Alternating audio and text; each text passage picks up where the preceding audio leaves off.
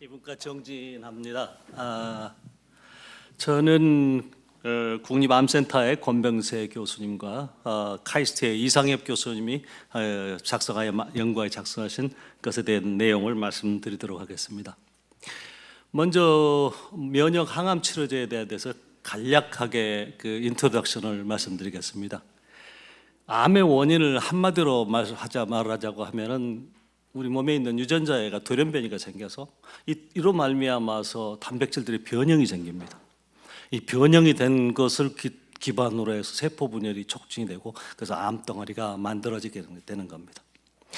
자, 그다음 면역이라는 것을 정의를 한다 그러면은 내 것으로부터서 남의 것을 구별해 가지고 남의 것을 선택적으로 제거를 하는 것이 바로 이제 면역이라고 하겠는데, 그 남의 것이 논셀프의 종류로는 우리 몸에 들어온 박테리아든지 바이러스가 있을 뿐만 아니라 우리 몸 내에서도 아까 말씀드린 돌연변이에 의해서 변형된 물질이 사실상 원래 없었던 것인데 새로 만들어진 겁니다. 이제 이런 것도 또 이제 인식을 해서 없애야 되는데, 우리 몸 내에서 남의 것, 변형된 것을 없애는데 가장 중추적인 역할을 하는 세포가 T셀입니다. 우리 몸에서 생겨나는 암의 80% 정도를 없애는 역할을 하는 것이 우리 몸에 있는 면역세포인 T셀입니다. 이것은 항원으로 인지를 하게 되면은 혼자 스스로 이제 액티베이션 되고, 그러면은 과일입이라든가 사이토카인을 분비해서 암세포를 죽이도록 하는 것이 작용을 하는 것이 바로 T셀입니다. 맨 처음에 소개시켜 드릴 것은 이제 항체 치료제라고 하는 건데, 그림만 보고 간략하게 소개해 드리겠습니다. 여기에 있는 T셀이 그 암세포의 항원을 인지해서 여기서 과립을 분비해서 여기서 암세포를 죽이는 겁니다. 그런데 이 암세포도 자기에 대해서 방어를 하기 시작을 합니다. 다시 말해 살아남기 위해서 뭘 하냐 하면은 여기에 있는 PD라고 하는 수용체가 있는데, 여기에 대한 라이겐드가 스스로 발현을 해서 만들어 가지고 이 두 사이가 결합을 하면은 더 이상 T셀이 활성화되지 못하고 암세포가 살아남아서 증식을 하게 됩니다.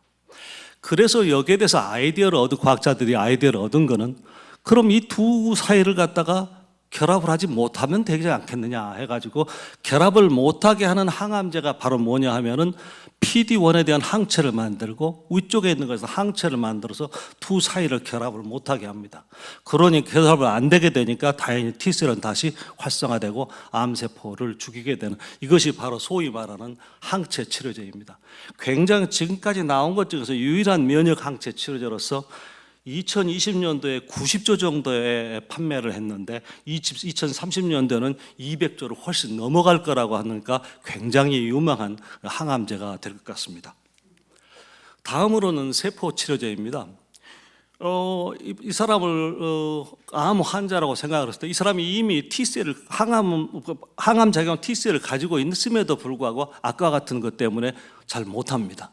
그래서 이 사람으로부터 T셀을 갖다가 혈액에서 분리를 합니다.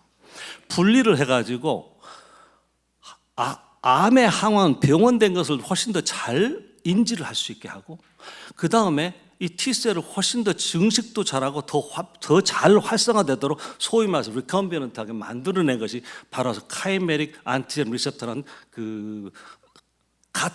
카트고 그다음에 T셀이라는 겁니다. 그래서 이와 같이 이제 엔지니어링을 해서 훨씬 더 이제 항암 세포를 잘 인지하고 죽일 수 있도록 만들어 가지고 이거로 체외에서 증식을 시킨 다음에 이걸 다시 사람에게 주사를 주는 겁니다. 그렇게 해서 이제 치료를 하게 되는 것이 나오는데, 현재까지 이러한 식으로 해서 나온 것이 FDA 승인된 것이 한 6종류가 있는데, 가장 유명한 것이 노바티스 나오는 킴리아라는 것으로 하고 있습니다. 문제점은 이와 같이 좀 복잡한 방법을 써야 하기 때문에 한 번 치료하는데 5억이 들어가는 이제 굉장히 고비용이 들어가게 되겠고, 보험이 시작돼서 한 600만 원 정도면 된다고 합니다. 그 다음으로 마지막으로 이 면역 치료법에 대해서 mRNA 백신에 대한 건데, 아까 말씀드렸는데 암세포에는 변형이 생깁니다. 그래서 어느 환자로부터서 암 덩어리를 갖다 띄어내면은 거기에 대해서 조금 옆에 있는 주위에 있는 정상적으로 또 감치 띄어내가지고 이 두 사이에서의 차이점이 무엇인가, 어떤 유전자가 변형이 됐는가, 그 변형된 유전자에서 나오는 RNA들을 갖다가 다 뽑아가지고 시퀀싱을 해서 그 차이를 찾아내는 겁니다. 그 차이가 있는 부분의 RNA를 합성을 해가지고 아까 임정미 선생님이 말씀하신 그 나노 파리클이라는 그 리피드 매지클을 갖다 싸우게 합니다. 왜냐하면 mRNA 자체로는 굉장히 언스테이블하고 이거를 갖다 우리 체내에 집어넣었을 때 제대로 타겟에 도착하느냐는 것이 문제가 있기 때문에 그걸 자락하기 위해서 이런 매지클 나노 파리클을 만들어서 이제 주사를 주게 됩니다. 그럼 이 나노파리에 들어가서 맨 처음에 수지상 세포한테 인식이 되고, 그러면 이 수지상 세포가 여기에 T셀을 갖다가 항원을 더 잘 인지하게 만듭니다. 그렇게 만들어진 T셀은 드디어 저거 주입을 하게 되면은 이 T셀이 이와 같이 해서 암세포를 죽이게 됩니다. 이와 같은 그 mRNA 백신이라는 것은 이미 우리가 다 보고 이미 봐서 너무 잘 알고 있습니다. 소위 말해서 코로나 외부에서 들어온 거죠. 코로나의 그 외부에 있는 그걸 갖다가 거기에 대해서 mRNA를 만들어 가지고 우리 몸에 주어서 면역력을 만들게 하는 겁니다.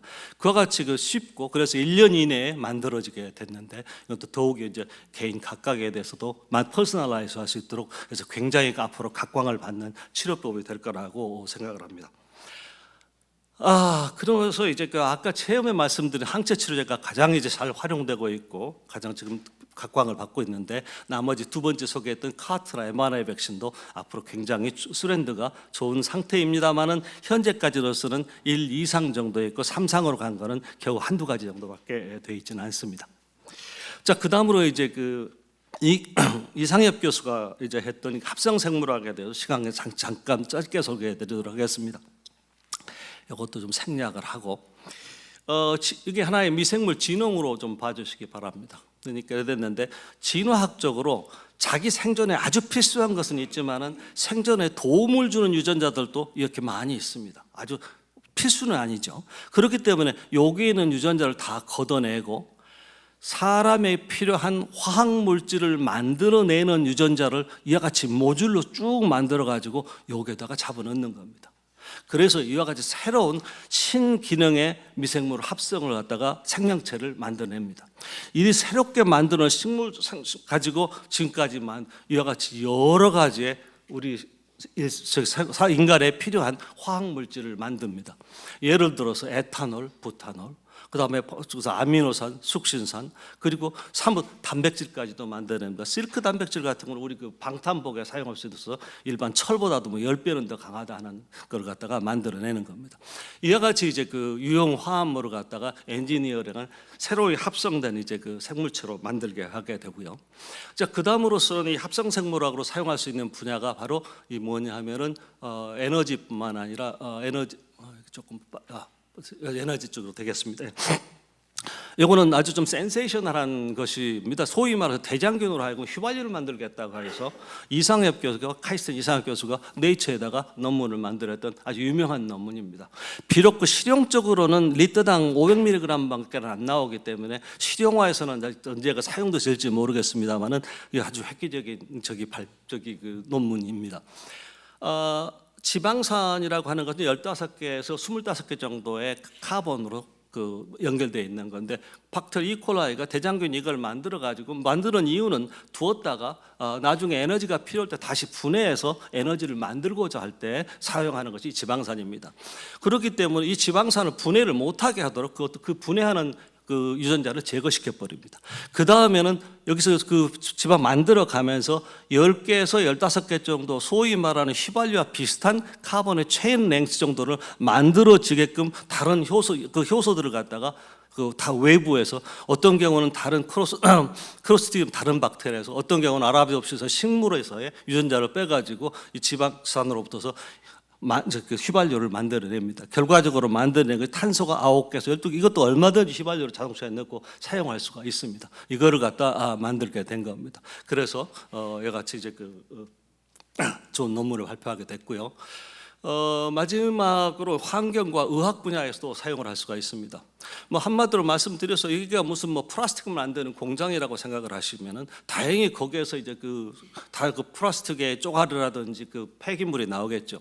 그렇기 때문에 미생물로 하여금 그러한 폐기물을 없애도록 하는 효소들을 집어넣어 가지고 이 토양에다 같이 키우는 겁니다. 그러면 여기에서 만들어지는 폐기물을 갖다가 이 흙에서 자연히 그 미생물이 없어지기 때문에 환경에 대한 오염을 갖다가 줄여주는 하나의 역할을 하게 됐습니다. 두 번째로는 이제 의학적인 건데, 우리 몸에서 뭐 페닐케토유리아라는 어떤 질병이 이제 유전병이 하나가 있는데, 페닐아라닌을 갖다 분해를 못 시키기 때문에 생겨나는 병입니다. 그래서 어떠하냐면은 미생물, 우리 몸에가 대장균이 많이 이미 존재합니다. 따라서 대장균으로 하여금 이거를 분해하는, 페닐아라닌을 분해하는 효소를 집어넣어 가지고 우리 몸속에 집어넣어주는으로써 이 병을 치료하겠다 하는 것이 바로 이 의학에 사용하는 신기능의 미생물이 되겠습니다. 이게 마지막 슬라이드입니다. 그래서 이 합성생물의 국내의 동향을 보자 하면은 좀 우리나라에서의 합성생물학은 아직 좀 초기 단계에서 전 세계 점유율이 2% 정도밖에는 안 되는데, 국내 기업으로서는 뭐 CJ, LG와 GS 등에서 뭐 아까 말씀드린 뭐 부타노르라든지 아미노산들을 갖다가 합성해내고 있고요. 이 합성생물학은 굉장히 유용하고 앞으로도 전망이 좋습니다만 상당한 그 위험도 따릅니다. 그 미생물이 완전히 바뀌어 가지고 또 의도치 않은 생물학적 생태를 교란시킬 수가 있겠고요. 그 무분별한 유전자를 편집을 함으로써, 역시 중국 사람들입니다. 1918년도에 중국의 남방의 과기대에서 소위 말하는 에이즈에 대한 면역력을 가진 디자이너 베이비를 만들어냈습니다. 좀 있어서는 안 될 일인데, 그래서 이름까지 루누나나하고 붙였습니다.